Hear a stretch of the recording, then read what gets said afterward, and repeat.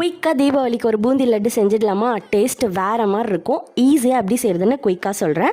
ஒரு கப்பு கடலை மாவு, ஒரு பிஞ்சு உப்பு, 1/4 ஸ்பூன் மஞ்சள் தூள் சேர்த்து தண்ணியை கொஞ்சம் கொஞ்சமாக ஆட் பண்ணி கட்டி இல்லாமல் தோசை பேட்டர் கன்சிஸ்டன்சிக்கு ரெடி பண்ணிக்கோங்க.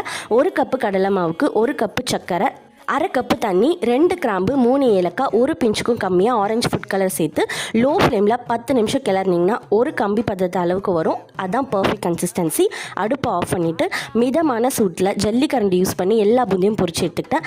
லாஸ்ட்டில் ஒரு 2 கரண்டி மட்டும் டேரெக்டாக ஆட் பண்ணி ஒரு சாஃப்டான டெக்ஸ்சரில் பொரிச்சு எடுத்துக்கணும். எல்லாமே 30 to 40 செகண்ட்ஸ்குள்ளேயே பொரிச்சு எடுத்துக்கணும். அப்போ தான் நல்லா ஜீராவில் ஊறி லட்டு சாஃப்ட் அண்ட் ஜூஸியாக இருக்கும். ரொம்ப நேரம் விட்டுட்டிங்கன்னா காரா பூந்தியாக ஆகிடும். நம்மளால் லட்டு செய்யவே முடியாது. நெய்யில் வறுத்த முந்திரி, திராட்சை, கற்கண்டு, வெள்ளரி விதை எல்லாத்தையும் சேர்த்து மிதமான சூட்லேயே லட்டு பிடிச்சிங்கன்னா நல்லா குண்டு குண்டாக சூப்பராக வரும். இதை இன்னும் டீட்டெயிலாக பார்க்கணுன்னா லாங் வீடியோ கொடுத்துருக்கேன், செக் பண்ணி பாருங்கள்.